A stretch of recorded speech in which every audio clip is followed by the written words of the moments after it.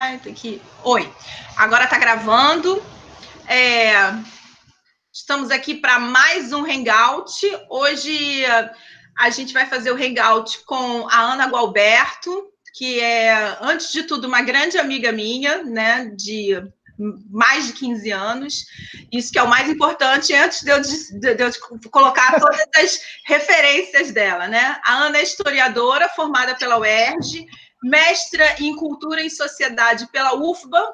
A dissertação dela, o título é Identidades e Direitos, Mulheres, Lideranças dos Quilombos de Barroso e Jetimana, em Camamu, na Bahia, né? Pesquisadora do Uniperiferias, membro do Unizinga, que é um coletivo de mulheres negras de Belo Horizonte. Em Koinonia, ela atua, né? Koinonia, Presença Ecumênica e Serviço. Ela atua como coordenadora de ações com comunidades negras tradicionais, atuando basicamente em duas frentes, que são as comunidades de terreiro e as comunidades remanescentes de quilombo. Em Koinonia também, Ana está comigo, né? Na coordenação, no Observatório Quilombola, de forma geral, né, atuando também no Atlas Quilombola, e divide comigo, né, a gente reveza quinzenalmente a coluna do Observatório Quilombola, integrante da Rede de Mulheres Negras da Bahia e da Rede de Mulheres de Terreiro da Bahia, e Iaoju Omó, do Ilha do Fé, Omorixá de Oxum, que é uma casa de terreiro de candomblé que fica no município no subúrbio do Rio de Janeiro, na Pavuna. Bom, todas essas mulheres na Ana, eu não ia dar conta sozinha, né, para contar como está sendo essa... Imagina, Ana e isolamento social, para mim, são duas coisas que não batem, né, Ana? Então... Não bate mesmo, não. Então, eu além do Jefferson, né, que foi quem teve a ideia, né, de fazer o Amazônia em Quarentena, que agora já abriu, né? A gente não esqueceu da Amazônia, mas a gente está pegando outros depoimentos, né, outras experiências de confinamento, né, de isolamento social em outras partes do Brasil e do mundo. E eu chamei também a Kátia, que foi com quem a gente fez o Hangout de ontem, mas a Kátia está comigo na coordenação do Núcleo de História Pública da Amazônia aqui, né? Então, a gente vai começar. Eu vou passar primeiro vou fazer uma rodada e vou passar primeiro para o Jefferson para fazer perguntas para você, tá bom, Ana? Obrigadão, minha querida. Beleza. Muito obrigada por mais essa, tá? Eu que agradeço. Tamo junto. Ana, eu vou perguntar algo que eu já havia falado em hangouts anteriores, mas agora eu quero ouvir de uma pessoa que está em Salvador. O ACM Neto, né, que é um político de uma linha mais conservadora, deu uma declaração até mesmo surpreendente, ao defender a quarentena, né, o isolamento. Né, e, bom, como é que essa orientação pegou vocês, né? E como é que isso está sendo na prática? Bom, gente, obrigada primeiro por essa oportunidade de estar compartilhando um pouco o que a gente está vivendo aqui, né, no Nordeste, mais especificamente na Bahia. Eu estou em Salvador. Tentar dar um panorama um pouco da capital e um pouco também do interior, né? A gente, na Bahia, inimaginavelmente, a gente está com uma linha, está muito alinhado o que o governo do estado está propondo, junto com algumas prefeituras. E a prefeitura do município de Salvador, que é uma prefeitura do DEM, né, um partido de direita, está totalmente alinhada com o que o governo do estado, que é um governo petista, está propondo. Então, em todo momento, o que a gente tem aqui na cidade desde que foi decretada a quarentena, um processo da Prefeitura de Salvador fiscalizando os espaços e fechando quem está descumprindo. Então, você tem um processo também de fiscalização constante, né? E não é simplesmente feche agora, eles estão caçando alvará. Isso coloca o comerciante num outro lugar também, né? Numa necessidade de cumprir o que está vindo no decreto municipal e estadual. Por outro lado, dentro dos bairros mais periféricos, né, nas áreas mais periféricas, o que a gente tem são algumas dinâmicas ainda muito próprias, mas todos os bairros de Salvador, não tem um bairro de Salvador que a gente veja que não está cumprindo os decretos municipais por conta desse tipo de fiscalização. Equipamentos de som que se são encontrados na rua estão sendo apreendidos, quadras de futebol, né, do que a gente chama aqui não chama bater um futebol, é bater um baba. As quadras de baba estão fechadas, parquinhos estão sendo fechados, quer dizer, isso está colocando a comunidade num outro lugar. Isso está sendo levado de uma forma muito séria, tanto pelo município quanto pelo governo do estado da Bahia. O que acontece diferente em alguns municípios, porque depois daquele pronunciamento desastroso daquele cara que supostamente controla o nosso país, né, no nosso dirigente maior, que tenta bagunçar o negócio, depois daquela fala do Bolsonaro, alguns municípios, principalmente do interior, tentaram reabrir os comércios, mas tem tido uma pressão muito grande do governo do estado da Bahia para que isso se mantenha fechado, né? Camamu, que é um dos municípios que eu trabalho, que fica na região do Baixo Sul da Bahia, daqui de Salvador, são 5 horas de distância para Camamu ainda está fechado, né? Porque pelas pressões. Então, foram fechadas, as rodoviárias foram fechadas. Hoje mesmo, a travessia para a Ilha de Taparica, ela está suspensa a partir de amanhã, então não se pode nem atravessar. A rodoviária já estava fechada, então nem o ferryboat vai funcionar. Quer dizer, todas essas medidas estão fazendo com que a gente tenha na Bahia ainda poucas mortes. E mais do que poucas mortes, é importante pensar que a gente tem tido poucas pessoas internadas na rede pública. Mas a gente tem que pensar também que existe uma questão que é da subnotificação. Os testes rápidos estão chegando agora aqui, né? Então, à medida quando a gente o que o pessoal que está monitorando tem feito é botando um mapa no município de Salvador dos bairros que estão cobertos, né? Que já tem casos. São poucos casos, você ainda não consegue dizer assim, tem uma epidemia acontecendo em tal bairro, tipo, mais de 50 casos. Isso não tem. Mas a gente está vendo que a mancha está crescendo.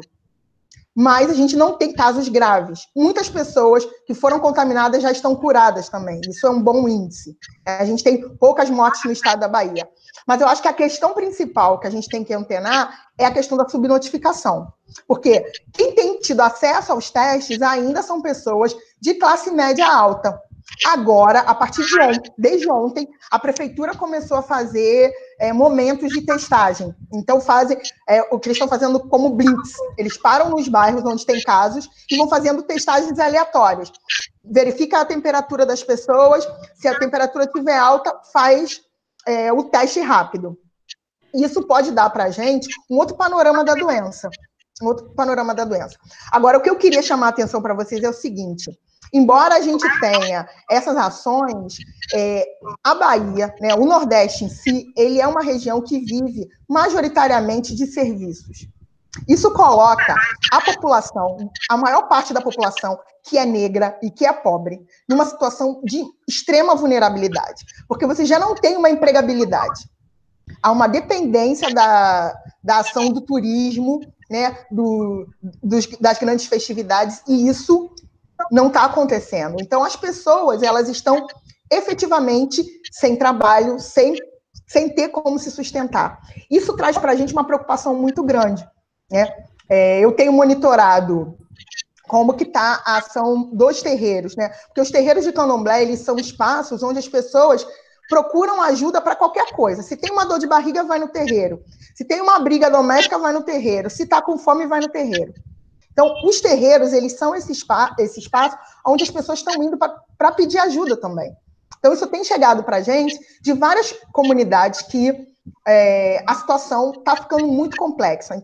Então, você tem várias iniciativas, tanto das organizações não governamentais, de diversos grupos de pessoas que estão se organizando para arrecadar tanto cestas básicas, quanto kits de higiene, e para levantar recurso também. Então, a grande questão é como que a gente vai passar por isso, por uma situação que não é de curto prazo.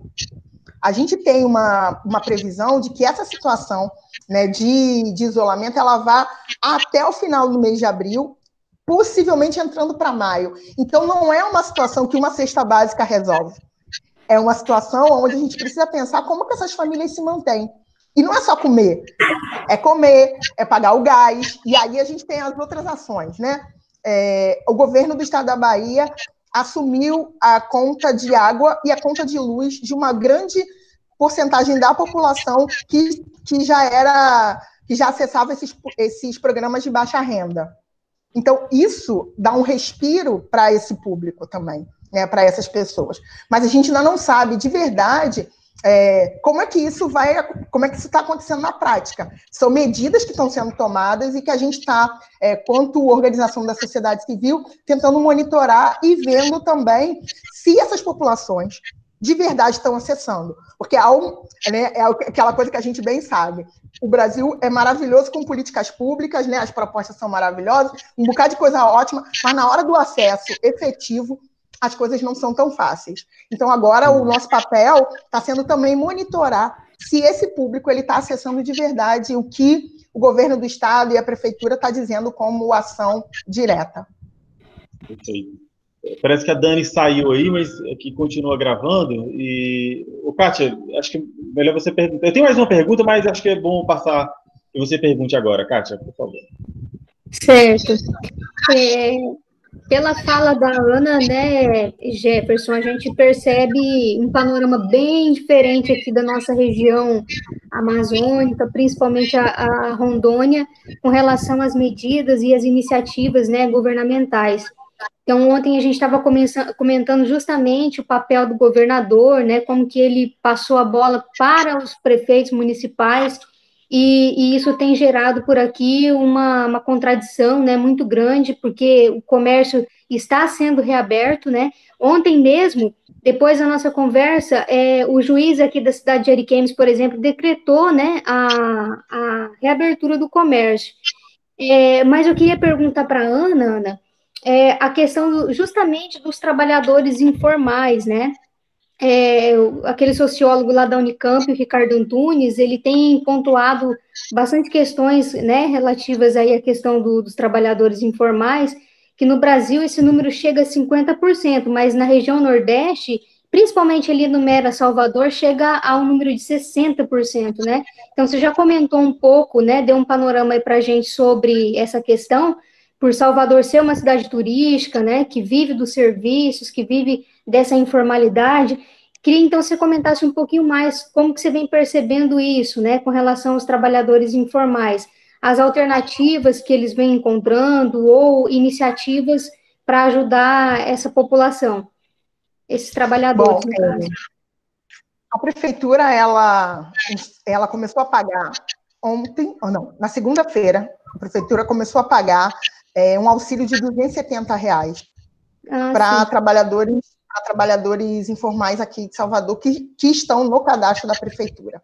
Quem são esses que estão no cadastro da prefeitura? A gente tem baianas de acarajé, baleiros, vendedores de rua, feirantes, tem uma série de trabalhadores, mas tem uma porcentagem muito maior que não está nesses cadastros, né? Esse está sendo o desafio que a prefeitura está tentando, pelo que, assim, isso, eu vou ser muito sincera, é o que ainda a secretaria, né, da prefeitura está dizendo, a secretária da SEMPRE, que é a ação de promoção, enfim, que está em diálogo com as outras associações para pensar como fazer novos cadastros, porque da mesma forma como o governo federal abriu ontem aquele cadastramento, né, abriu o cadastramento para as pessoas que não estão inscritas no Cade Único, isso vai ter que ser feito aqui em Salvador de alguma forma, né? Porque a maioria, tem muita gente que trabalha na rua e que não está cadastrado em nada, né? Tipo, quando a gente vê o número de pessoas, por exemplo, que foram licenciadas para trabalhar no período das festas, né, no carnaval e nas festas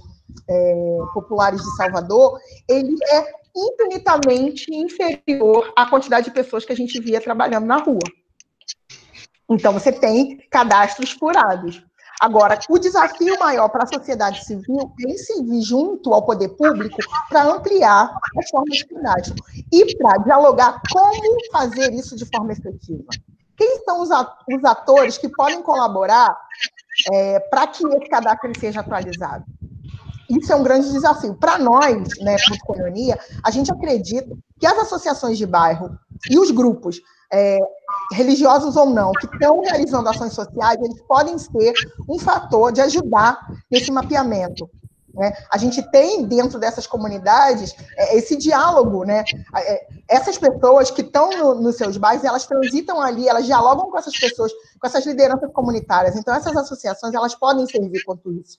Agora, é necessário que essa conversa ela seja aberta com a prefeitura, porque hoje o que está acontecendo são os diálogos com as associações formadas.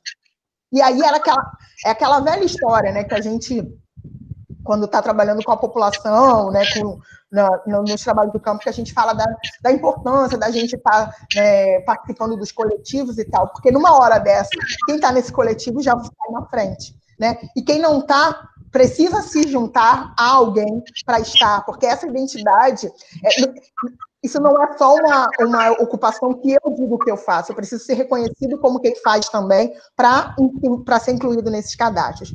Agora, uma das coisas que tem acontecido, assim, no bairro que eu moro, eu tenho percebido, tem tido muito mais gente na rua pedindo comida, porque a gente não via isso aqui. Então, tipo, as pessoas estão passando na rua e pedindo, olha, você me dá 1 quilo de arroz, 1 quilo de feijão? Isso não era uma realidade que a gente tinha aqui. Então, isso é uma coisa que já está acontecendo há 2 semanas atrás. Na primeira semana da quarentena, isso já estava acontecendo. Então, isso faz também com que a classe média se movimente um pouquinho para tentar criar caminhos.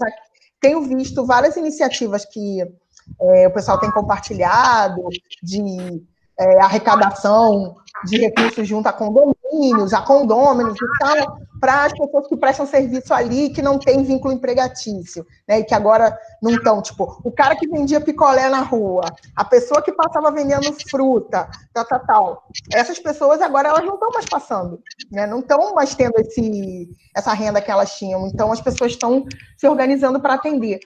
Mas eu acredito que a gente só vai conseguir ter um panorama maior do tamanho desse problema a partir da semana que vem, né?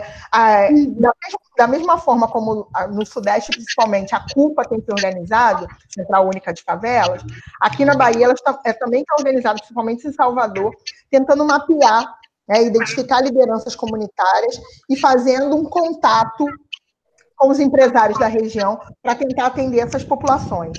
Mas eu acho que isso não dá conta, né? A gente precisa, de verdade, de uma intervenção do Estado para que a gente não tenha as pessoas na miséria, de verdade, porque a gente tem um contingente enorme de pessoas que estão nessa situação de vulnerabilidade, e a situação só tende a piorar, infelizmente.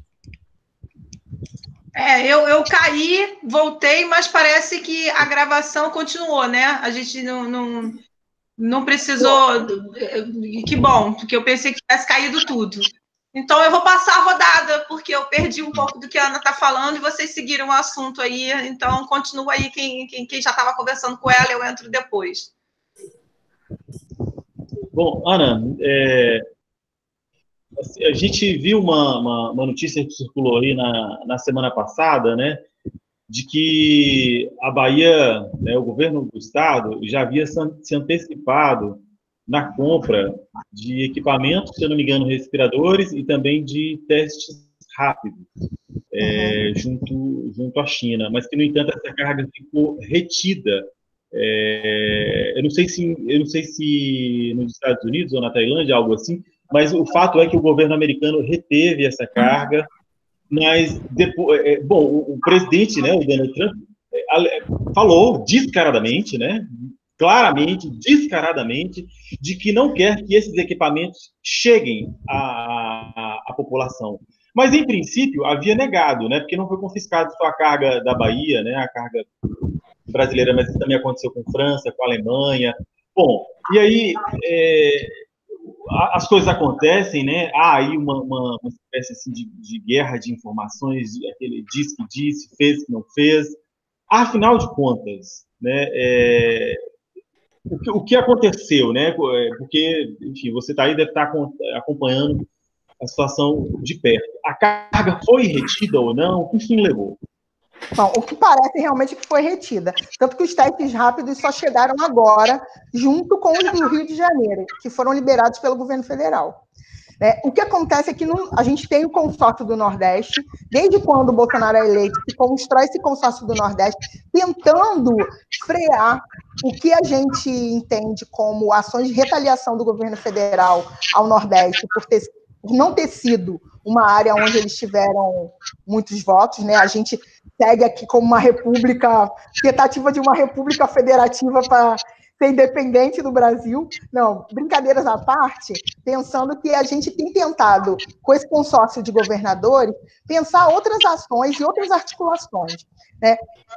Esse consórcio, uma das coisas que eu acho extremamente interessante pontuar é que ele criou um comitê científico com pesquisadores de várias universidades do Nordeste que estão buscando alternativas, tanto de baratear construção de EPIs, né, de fazer pesquisas mesmo, né, de como enfrentar o vírus e tal. Existe essa ação de tentar buscar outros caminhos. O consórcio do Nordeste está tentando negociar diretamente com a China, manter diálogo direto com a China, sem ter que passar pelo governo federal, né? Então, tem essa iniciativa. Eu acho que isso é extremamente louvável no momento que a gente está vivendo, aonde o Bolsonaro ainda se coloca contrário às ações dos governadores que têm tentado de verdade frear a pandemia, né? A gente sabe que a gente vai encarar agora. Se a gente vai sobrecarregar o sistema de saúde, mais do que ele já é sobrecarregado, né? Que eu acho que é importante a gente dizer que não existe, acho que não dá para a gente pensar um estado do Brasil que esteja preparado para enfrentar uma pandemia ou que tenha um sistema de saúde que dê conta efetivamente, porque o SUS foi fragilizado, as pesquisas nossas no Brasil foram fragilizadas. Eu acho importante a gente reafirmar isso, que o processo de fragilização do SUS ele não acontece agora, né? Isso já é um processo que está acontecendo há mais tempo e que se acirra muito mais depois do golpe, né? Então, quando a gente tem o congelamento dos investimentos, tanto no SUS, né, na saúde quanto na educação, a gente está colhendo os frutos disso agora também, né? Então, é mais um elemento.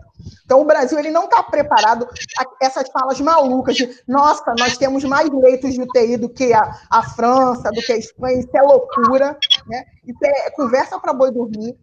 O que a gente tem agora são governadores mais envolvidos ou não para preservar a vida da população mais pobre. Porque a gente sabe que quem vai morrer. Porque a gente não está todo mundo no mesmo barco. Quem tem direito a plano de saúde vai ter acesso a respirador. Pobre vai morrer sem nem chegar no hospital. Sem nem ter diagnóstico de coronavírus. Né? O pessoal lá de Camamu, que é o município que eu trabalho, Camamu é uma cidade de mais de 60 mil habitantes, que tem mais de 50% da sua população na área rural e que tem um hospital de triagem para mandar para Valença, que fica 1h30, ou para Itabuna, que fica 2 horas. Pense aí. Essa é a situação que a gente está vivendo. Como é que esse povo, para chegar em Salvador, são 5 horas? Como é que a gente faz com que esse povo tenha acesso à saúde? Não tem, não é o mesmo barco, né? Não estamos todo mundo junto contra o corona, não, porque a gente sabe que na hora da morte, quem vai morrer é o nosso povo, é o povo preto, é o povo pobre, é o povo indígena que está aí sem saneamento básico, é o povo que está nessa situação de vulnerabilidade que se acirra cada vez mais com o compromisso ou não com os governadores. Então, eu acho que o consórcio do Nordeste ele é uma tentativa, né, de tentar frear um pouco do que a gente vai ter ainda desse filtro. Para quem recebe melhor, quem recebe mais apoio do governo federal? São os aliados? Olha, acredito muito que sim, porque tem sido assim. Tem sido assim nas outras coisas. Não tem por que a gente pensar que isso vai ser diferente. Né? E eu acho extremamente interessante quando a gente vê aqui em Salvador, né, que a gente tem o ACM Neto, né, que é o prefeito, que é o presidente do DEM, né, e que se coloca totalmente contra a postura do Bolsonaro. Será que agora a gente está vendo que a direita ela vai de verdade romper com esse governo que é para matar? É o governo de morte, o governo de ódio? Será que a direita ela vai se colocar do lado, pelo menos para manter o seu lugar, né, de políticos? Porque eu acho que é isso que eles estão fazendo. Eu acho que não é igual quando as pessoas falam porque o ACM está tendo uma ótima postura. Não, ele está tendo uma postura de governante. Se ele tem um compromisso com a população de Salvador, ele precisa usar todos os tipos de possibilidade que ele tenha para manter a população dele viva. Agora, o papel político dele, o posicionamento político dele, isso é outra questão. Agora, quanto governante, ele está fazendo certo, que é o que todo mundo deveria fazer. Agora, tem uns que vão se comprometer mais e outros menos, de acordo com o que a gente vê. Essa postura dos Estados Unidos é uma postura, né, que acho legal a gente pensar, né, que a gente sempre via, né, na construção hollywoodiana e na narrativa do mundo, né, o lugar onde todo mundo, onde acolhe todos e salva todos. Não. Se a farinha é pouca, o meu pirão vai ser primeiro, e se eu puder guardar a minha farinha para comer amanhã, eu deixo você com fome e morrendo à míngua. É isso que o Donald Trump está fazendo. É essa a postura dos Estados Unidos. E acho que isso é extremamente importante que a gente discuta, para a gente desconstruir essa loucura de que os Estados Unidos é o farol do mundo. A gente precisa criar os nossos próprios faróis. A gente precisa sulanizar os nossos faróis, né? Nós podemos criar nossos faróis. Nós, a população preta, a população indígena, a população de terreiro, a gente tem possibilidades, a gente tem caminhos para enfrentar isso daí também. A gente tem ideias. O problema é que a gente não é ouvido. A gente não está lá na hora de discutir a política pública, de dizer para onde vai o recurso, de pensar como é que a gente vai fazer para partilhar essa renda. Porque o que a gente está fazendo agora, quando pensa, tanto na ajuda de R$270 que a Prefeitura de Salvador está colocando, na ajuda de R$600 que o governo federal está colocando, é de pensar em partilha de renda.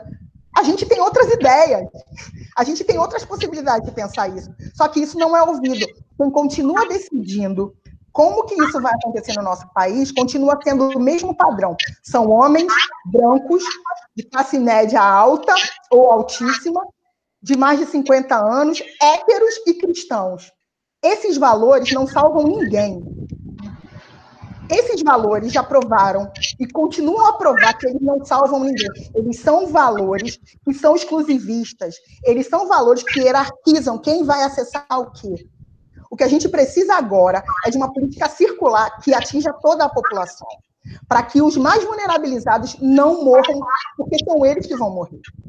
São eles que vão morrer. E se a gente não enfrentar isso de uma forma direta, a gente vai ficar tapando números.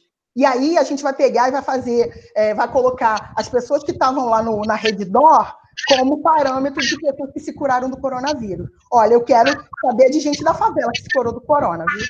Enquanto isso não tiver para mim, isso não é real. Isso aí é fake, é enrolação para dizer, olha como é que a classe média está sofrendo. Porque enquanto a gente o pessoal da Globo está fazendo matéria, mostrando os filhos dos ricos tendo aula em casa, a gente está aqui com as comunidades, como aí deve estar também, morando num quadrado com 6, 7 meninos, todo mundo ali, sem comida, sem saneamento básico, sem acesso a álcool, sem acesso nem à água. É essa a situação do nosso povo brasileiro. E a gente precisa falar disso. Me empolgando, não, você é ótimo, Ana. Ótimo, é sempre ótimo ouvir você. E, assim, a gente aqui, eu e a... Não, na verdade, eu aqui em Porto Velho, né, Santarém, que é onde o Jefferson está, eu sei que também são cidades que estão na lista das piores cidades do Brasil com relação a saneamento básico, né? Piores mesmo. Aqui Porto Velho conseguiu sair do último lugar e foi para agora o penúltimo lugar, né, dos 100 municípios que menos têm saneamento básico, né, no Brasil. Então, e Santarém também está entre os últimos, né, Jefferson? Né? Então, teve uma vez até que eu estava conversando com ele e eu falei, e eu acho que a gente falou disso, né, de que como as cidades que a gente mora não tem saneamento básico, porque eu moro há menos de um ano aqui em Porto Velho, mas eu estou num lugar que aqui em frente à minha casa é o centro administrativo, né? Então, onde tem o centro administrativo é um lugar onde as coisas chegam, né? Porque aqui está a Assembleia Legislativa, aqui está, né, o governo do estado, aqui está tudo. Então, eu não conheço a cidade, eu não tenho carro, então eu não circulo pela cidade para saber onde que onde está essa população mais vulnerável, né? Mas ela é o maior número da cidade, né? E aqui, além de ter a população Aqui a gente tem, antes da pandemia, por exemplo, que eu circulava pela cidade, o número de venezuelanos na rua pedindo comida, sabe, pedindo R$5, mulheres com bebês, né, que vieram para, inclusive, venezuelanos indígenas, né? Eu fico me perguntando, porque eu não tenho como sair, onde estão essas pessoas, né? O que continuam vivendo na rua? Não tô, é desesperador mesmo. E aqui, ao contrário do que está acontecendo aí, é um governo do PSL, né? E é um governo super alinhado com o Bolsonaro. Só que o que também traz esse alinhamento em termos práticos, né? Primeiro, que ele abre cada vez mais, a Kátia ontem relatou como que Ariquemes está aberto, eu também percebendo aqui que está tudo, as pessoas acabam indo mais para as ruas também, né? O movimento, eu sinto um movimento de carro muito mais forte, criança brincando na rua, criança jogando bola, pequenos grupos passando, casais passando abraçados, assim. Então não estão levando a sério, né? E ao mesmo tempo não tem o que isso tem favorecido a gente, né? Além de um caminho para a morte, né? A gente não recebe, a gente ficou aqui dias sem conseguir testar. A sensação que eu tenho é que a gente está no escuro, a gente não tem.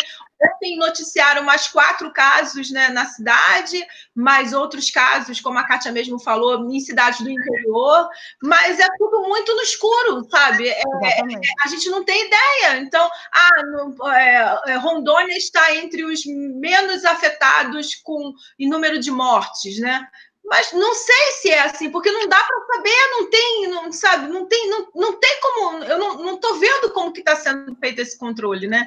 Então, eu acho que nesse momento quem encara essa política, né, de não seguir quem segue a orientação da OMS tenta preservar isso, apesar das diferenças políticas que possam ter, né, tipo hoje o que você relatando aí tudo que o ACM Neto está fazendo, né, que tá batendo com o que o governo está fazendo. É diferente do que está acontecendo aqui e, enfim, não sei, acabei falando demais, mas muito, porque é desesperador, assim, a gente viver uma sensação de insegurança tremenda, sabe? Então, como eu falei, uma insegurança e eu que estou aqui dentro de casa, mas eu não sei até quando que a universidade vai seguir isso, da gente não voltar a trabalhar, sabe? E eu não posso voltar a trabalhar, como é que eu vou pegar um ônibus e tudo mais? Então, a sensação de insegurança, além de todo esse momento de pandemia, do terror da pandemia e o terror de colocar a gente caminhando para a morte, né? É isso que eu sinto, né? Mas é só um desabafo, meio perdido. E aí, Kátia, quer perguntar alguma coisa? Quer falar mais? Sim. Eu tenho mais duas questões, na verdade, para a Ana, né? Você falou da questão do decreto, né, municipal, que está bem alinhado ao governo federal, ao governo estadual, mas você percebe, Ana, se existe alguma resistência, vamos dizer assim, do empresariado aí em Salvador, ou nas pequenas cidades, como que você vê isso?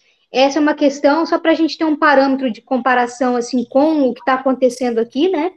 E a outra questão, chamou bastante atenção a tua fala, com relação à questão dos terreiros, né? Tem a medida municipal de ajuda, né, das pessoas, dos trabalhadores informais, no valor de R$270, né?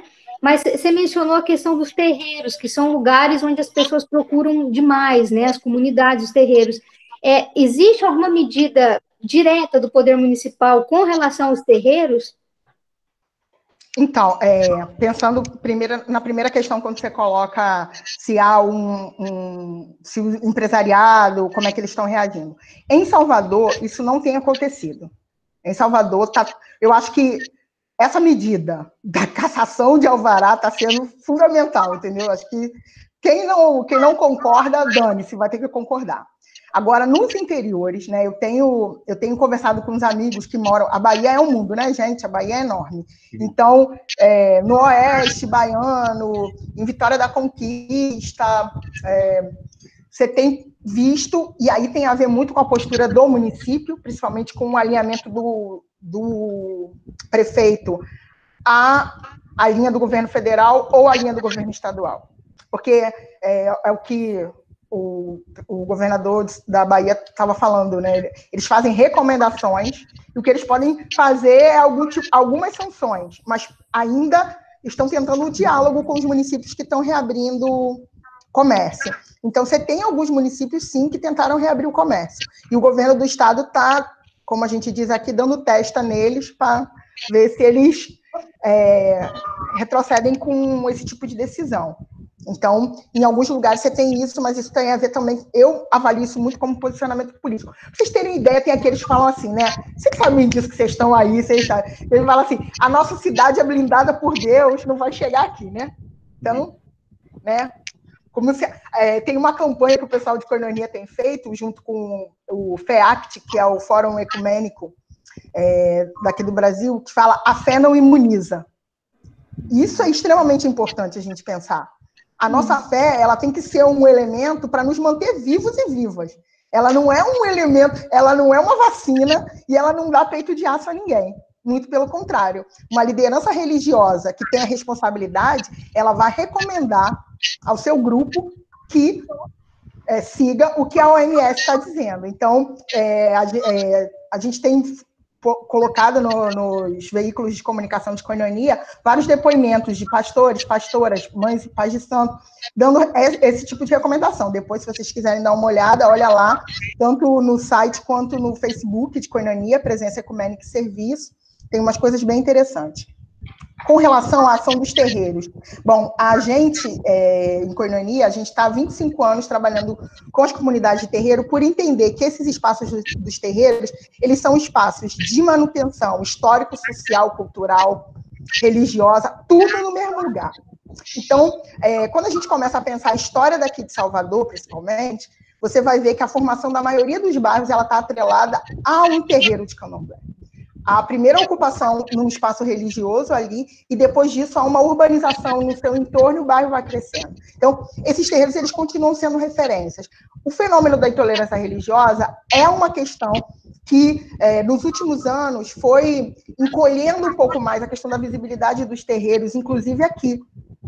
Porque a intolerância religiosa ela cresceu no mundo inteiro, né? Na Bahia não foi diferente. Então, vários embates que antes não aconteciam com vizinhos, por exemplo, você vai ver bairros onde toda a ocupação, né, inicialmente, o espaço territorial do bairro ele era praticamente todo uma roça de candomblé, e ele tem um bairro hoje. E o terreiro nunca entrou com uma ação de reintegração de posse contra as pessoas. Mas essas pessoas atacam o terreiro, né, com ódio religioso. Mas isso aí é um outro capítulo, a gente pode conversar em um outro momento. Mas, assim, o que eu quero colocar como isso? Para a gente debatendo e tentando visibilizar o que os terreiros têm feito para além do âmbito religioso, mas muito nas suas ações sociais. Isso ainda não é uma política de Estado, ou reconhecido no Estado ou no município, quanto alguns terreiros têm seus projetos apoiados pelo Estado ou pelo município, mas são pouquíssimos. Mas o que a gente percebe, né, de acordo com o relato das mães e pais de santo, é que essa procura de acolhimento, ela é em qualquer terreiro, independe do seu tamanho. Vai ser uma casa que tem 100, 200 anos, ou uma casa que foi constituída há 20, 30 anos. Ela vira uma referência de acolhimento naquele lugar. Então, aonde que a gente vai quando a gente está no desespero? Aonde a gente se sente acolhido, né? Então, a gente, quanto organização ecumênica, tenta fortalecer essa ação dos terreiros e, hoje, o que eu tenho feito? Mapeado aqui em Salvador as iniciativas que estão recolhendo cestas básicas e kits de higiene e tentando colocar as lideranças de terreiro em contato com essas iniciativas, para que os terreiros virem também polos de distribuição disso, né? É uma coisa que a gente começou na semana passada e eu acredito que na próxima semana eu já tenho alguns dados, assim, tantos terreiros estão atendendo tantas comunidades, tantas famílias e tal. Mas a gente está fazendo isso de uma forma... É a gente mesmo, não é o governo, né? O que o governo tem feito é criar os mecanismos e a gente está cavando. É o Comitê de Segurança Alimentar do Estado da Bahia, onde a gente está está lá gritando, olha, tem os terreiros, e o povo de terreiro ele tem que ter um olhar também, da mesma forma como as igrejas viraram esses espaços que as pessoas recolhem e distribuem cestas básicas, os terreiros têm a mesma potência. Tem a mesma potência. Então, é isso que a gente quer. Essa igualdade, né, nessa estrutura religiosa, esse reconhecimento como um ator social também, do mesmo formato que as igrejas. Porque, de verdade, se a gente for colocar historicamente, a ação dos terreiros ela é muito mais antiga e muito mais eficaz do que a das igrejas, né? Então, é disso que a gente está falando nessa disputa. Mas ainda não há uma ação do Estado específica para esse grupo. Eu posso só perguntar uma coisa agora, Ana? Antes da gente começar, inclusive, a gravar, você estava contando um pouco de como que tem sido as conversas lá no Baixo Sul, né? Com as comunidades remanescentes de quilombo de lá, com a rede lá, né? Que Koinonia também faz parte.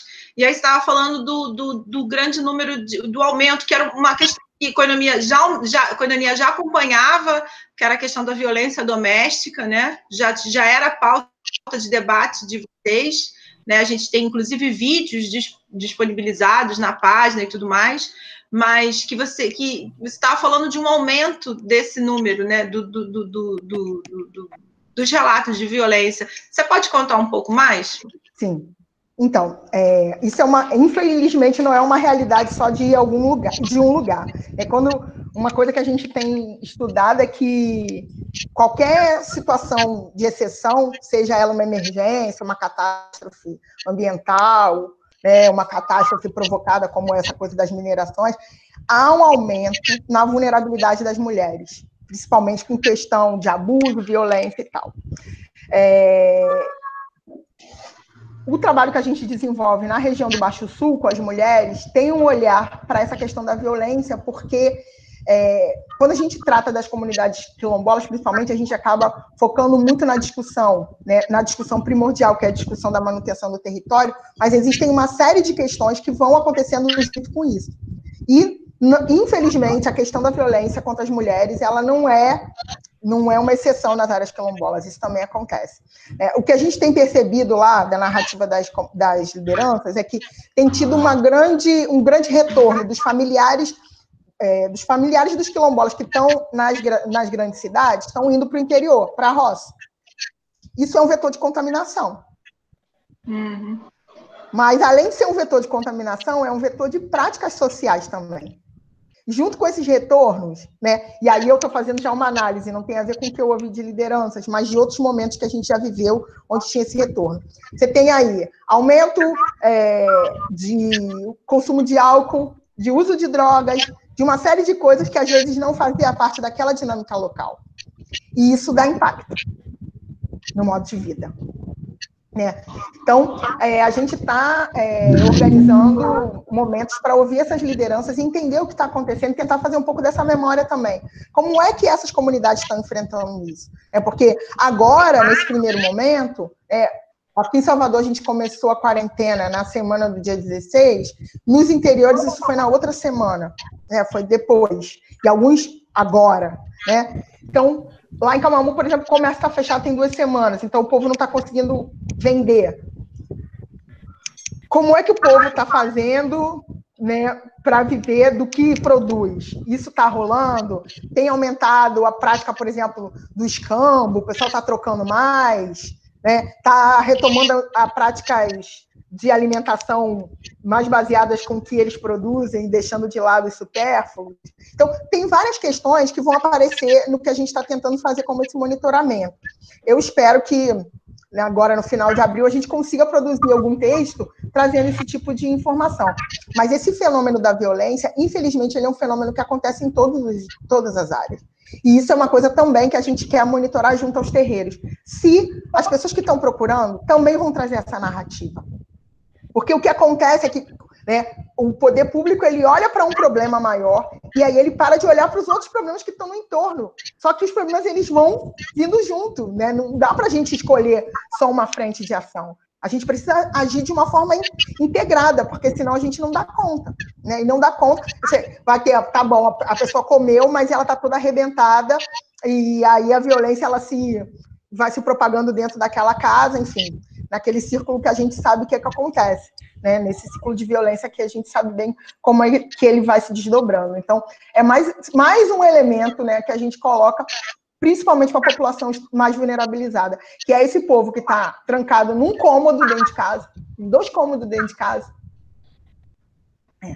E aí, como é que isso, né, quais são os efeitos disso de verdade na vida dessas pessoas, para além da questão alimentar, para além da privação, né, do saneamento, da água, tal. Tem esses impactos também que acho que a gente, quanto pessoas que estão aí pensando e tentando propor questões, né, e que a gente não pode perder que não é uma questão a ser enfrentada, são várias questões. As desigualdades, elas se apresentam de diversas formas. Não dá para a gente hierarquizar uma só.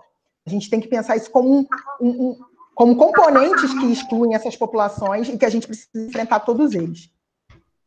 Obrigada, Ana. Gente, vocês querem fazer mais caramba, perguntas? Quase uma hora, né? Não, tá ótimo. Vocês querem fazer mais perguntas? Eu não. Não sei, a Kátia? Tá tranquilo. Tá. Assim, Ana, deixa um comentário brevíssimo, né? A Ana falou disso, mas eu acho que é bom a gente reforçar, assim, na finalização aqui desse vídeo, né, que não é que o ACM Neto, né, a gente está vendo aí uma coisa talvez rara, né, que é o entendimento entre o governo municipal e o do Estado. Isso é bom, isso é ótimo, mas não é que o ACM Neto, especificamente, né,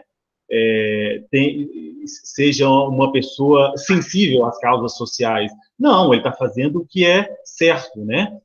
Da mesma, né? Não é isso, Ana? E assim, a gente tem visto, né, certas pessoas, né, como o Witzel no Rio de Janeiro, o Dória em São Paulo, né, que também estão assumindo uma postura correta, né? Não é uma postura de sensibilidade em relação às causas sociais da população mais vulnerável, não é mesmo. Vamos lembrar aqui que o Dória, né, havia falado no ano passado que a polícia de São Paulo passaria a atirar para matar. Witzel foi outro que falou que diria que a polícia ia passar a atirar na cabecinha, né? Palavras dele, vibrou com o assassinato lá de um criminoso, né? Uma pessoa que mantinha outra lá sob refém, né? Mas que saiu vibrando aqui, como se fosse um jogo de futebol, né? Então essas pessoas hoje têm parecido assim ser muito sensíveis, mas na verdade elas não são, né? E eu acho também que é muito importante a gente falar de certos governantes que estão tendo uma postura exemplar, impecável, como é o caso de Flávio Dino no Maranhão, né? Que desde o princípio, né, mostrou aí uma pessoa preocupada com o que está acontecendo e que não está aparecendo na mídia, né? Se você pega nos grandes jornais, né, os governos que estão tomando as atitudes mais corretas, adequadas, contrariando o governo federal, é sempre Dória, Witzel. O Dino quase não aparece, né? Mas que também tem tido uma...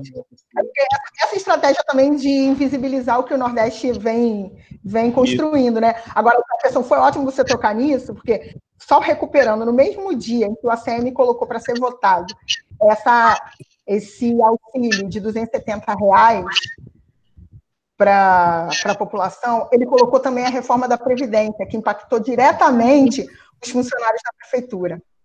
Então, a maioria da população nem sabia que essa matéria ia entrar em votação. Então, a gente realmente ver esses jogos políticos e que, como você disse, o que eles estão fazendo com relação à pandemia não é mais do que obrigação. Eles têm que fazer isso mesmo. Eles têm que fazer isso. Agora, a gente não pode maquiar e dizer que colocar isso como heróis, né? Como está fazendo agora com o ministro da Saúde, um cara que votou pela privatização do SUS, entendeu? Que estava ali apoiando retirada de verba da saúde. Então, vamos dar a César do que é de César, né? Que as pessoas... Ele está fazendo o papel dele, ele tem que fazer mesmo. Ele é o ministro da Saúde. Agora, dizer que ele é bonzinho, que ele é herói, não tem herói, não. Não tem herói, não. Se tem algum herói, é o povo que continua acreditando e continua lutando. Esse é o verdadeiro herói que tem, né? As pessoas que estão ali se colocando em risco porque ela não tem outra forma, né? Isso também a gente tem que ver até que ponto isso vai acontecer, né? Porque se a gente tiver uma ação efetiva do Estado, a gente vai minimizar até para as pessoas que têm que se colocar nesse lugar de mais vulnerabilidade, como os trabalhadores de questões essenciais. Eu estou conversando com vocês aqui, em frente à minha casa tem um prédio enorme, cheio de rico. E aí, desde que começou a pandemia, o pessoal lava a varanda, os serventes do prédio, um senhorzinho já lavou de novo a varanda aqui, o negócio de vidro deles, como se isso fosse um serviço essencial. O jardineiro trabalha todos os dias, como se fosse um serviço essencial. Né? Os privilegiados não querem abrir mão de nada para si, mas querem aparecer na Globo dizendo que estão fazendo sua parte. Então, hipocrisias, né, do nosso Brasil cotidiano, né, que são essas pessoas que não abrem mão do seu privilégio, mas que quer dizer que está sendo solidário por dar uma cesta básica numa comunidade. Como diz aqui na Bahia, né, faça-me uma garapa e me dá R$1 de Big Big, porque é brincadeira, viu? É brincadeira, dá vontade de sair e dar um capital nesse povo, porque é muita hipocrisia. Mas, enfim, gente, eu falo pra caramba mesmo, mas eu acho que era essa ideia da gente falar um pouco disso e das nossas agonias também, né? Porque eu acho que trocar essas ideias com vocês diz que a gente também não está só, né? Porque ficar em casa sozinho, aguentando a barra de ficar de não se sentir com as mãos atadas. Às vezes a gente falando, a gente também dá um start em outras pessoas para poder pensar outras coisas e outras ações. Importante a gente não ficar parado e fazer de onde a gente está o que é possível para contribuir para a gente superar essa situação da forma mais rápida e que a gente saia disso com saúde mental. Isso é extremamente importante. Ana, muito obrigada mais uma vez, muito obrigada mesmo, foi ótimo, né? E a gente segue daqui. Aqui realmente em Rondônia tem sido muito difícil, porque quem ainda segura um pouco, né, as loucuras dos governantes aqui tem sido a atuação do judiciário, que tem tentado contornar para que a gente siga, pelo menos, como você falou, a orientação da Organização Mundial de Saúde, né? Mas, para você ter uma ideia, aqui, isolamento social virou um ato político. E eu escuto isso, eu fico desesperada, sabe? O isolamento social virou um ato político, então é muito difícil.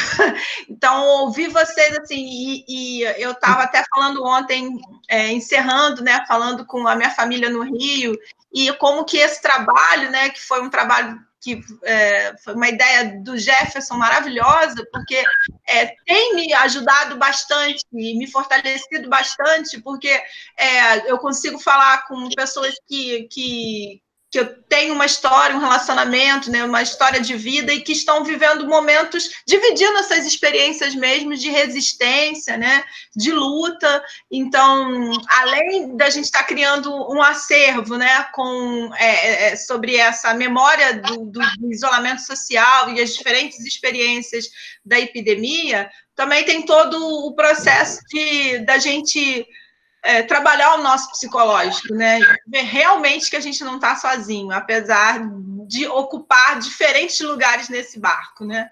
Então, eu te agradeço demais, mais uma vez. Seria impossível passar por essa experiência de gravar esses hangouts sem ter você falando. Então, muito obrigada, de verdade. Obrigada mais uma vez, o Jefferson. Generosa. Obrigada, Jefferson. Obrigada, Kátia. Obrigada, Ana. Prazer. Eu também, Kátia. Em breve a gente, depois que acabar tudo, a gente se conhece pessoalmente. Aí em Salvador, eu acho que todo mundo está de acordo que a gente vai para Salvador, né? De acordo. Melhor mesmo. Beijo enorme para você. Assim que entrar no ar, eu te marco, tá? Tchau, Ana. Obrigada. Tá bom, beleza. Tchau. Beijo. Tchau, Ana. Obrigadão. Tchau. Tchau. Beijo.